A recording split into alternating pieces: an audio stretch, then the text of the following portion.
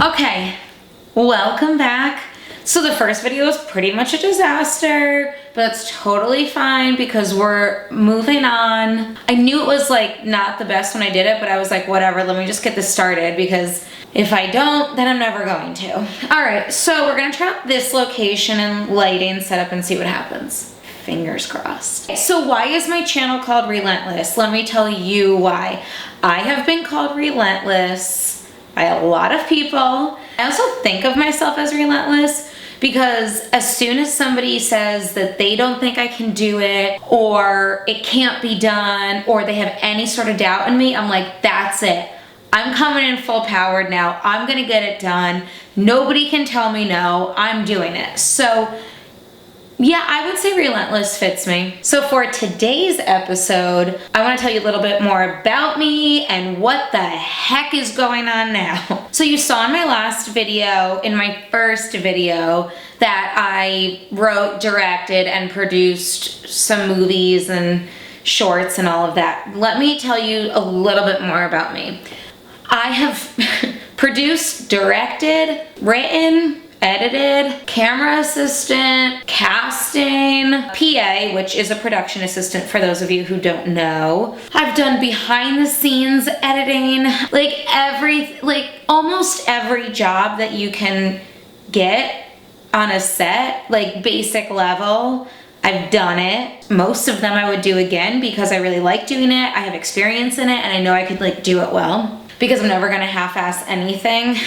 The funny thing about the entertainment industry, and I'm sure you've heard this, but maybe you didn't know that it was actually a thing. And in the entertainment industry, you really get places when you know people, and that's how you really get the jobs. I'm like, no, you know what? No, I'm not embarrassed to say this because that is ridiculous. I've worked really hard every single step of the way to get to where I am because I've always been so goal-oriented and I knew where I was going and I didn't, again, relentless, I was going to get there.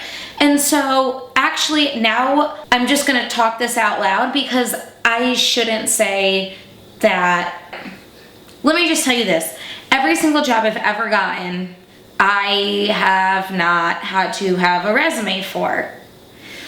So, and I need to stop making that face actually. I shouldn't make a face. This is a good thing. Why is this a good thing? Did I fall into this stuff? Kind of, but no, I didn't because I had to work my ass off to get there and to get these opportunities and to meet these people. So the reason I'm bringing up the resume is because today I had to make my first resume and I have had a plethora of jobs before.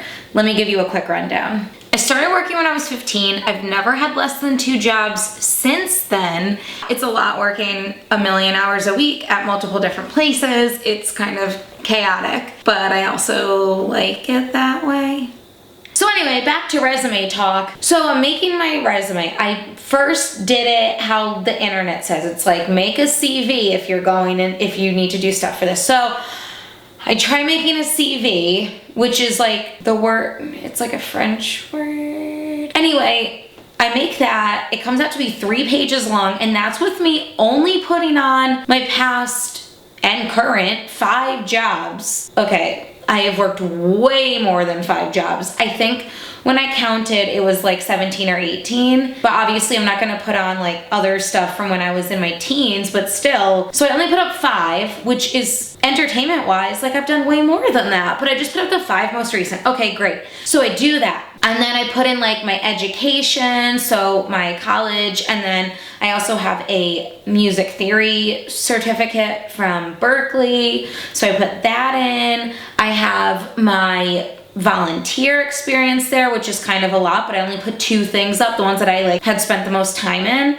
Then I listed out a bunch of my credits because that's important, because that's what I'm looking at jobs for, are in TV and movies, and so I should probably put up my credits from when I worked on TV and movies. And then I had my skills section, which is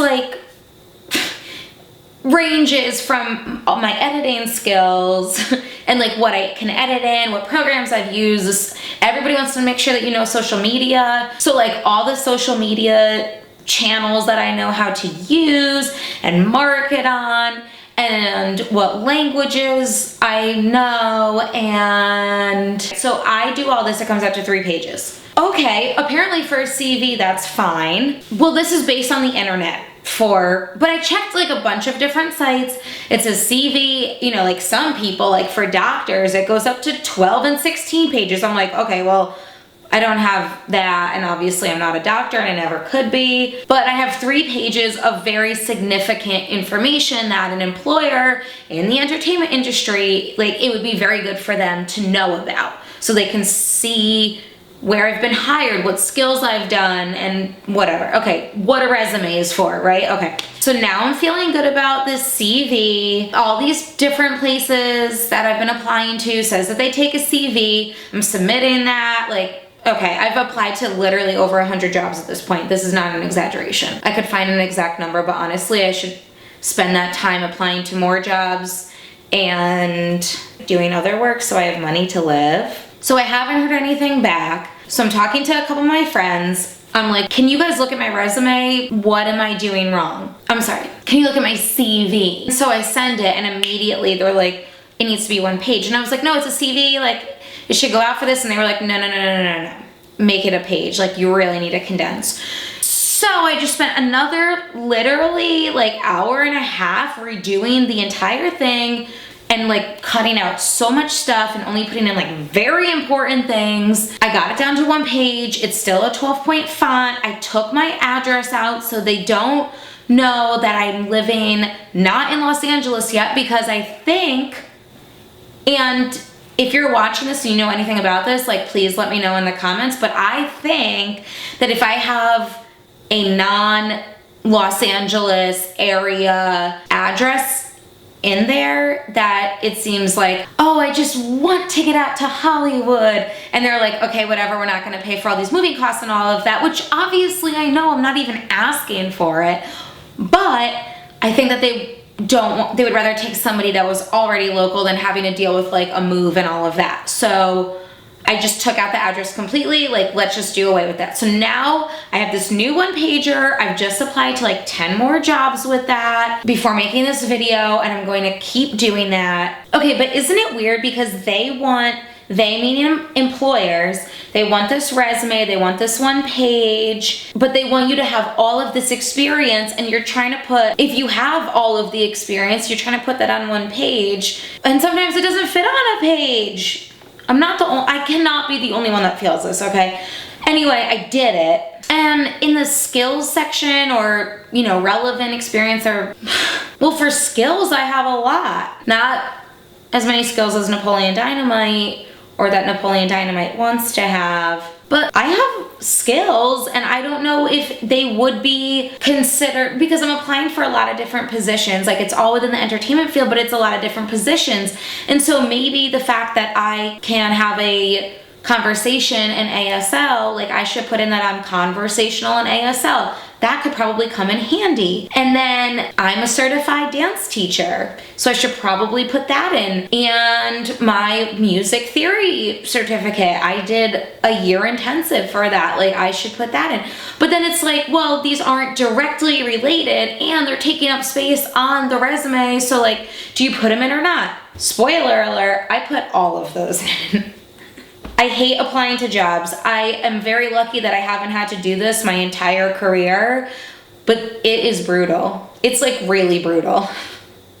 And who's reading all of these too? You know, it's like, how do you stand out? I don't know. That's like the thing. I don't, you know, it's just like, how do you stand out?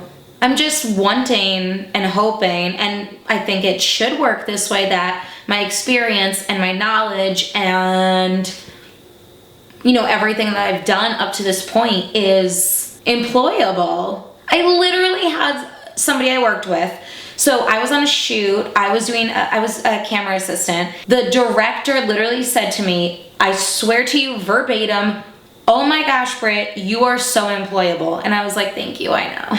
So, like, can somebody hire me? Get me a job. I'm really good at a bunch of things. So, make sure you like this, follow me. You could click on that bell and get notified when the next video comes up so you can hear more ramblings from me. Thanks for watching. Now you're gonna understand why I'm relentless, and I will talk to you on the next one.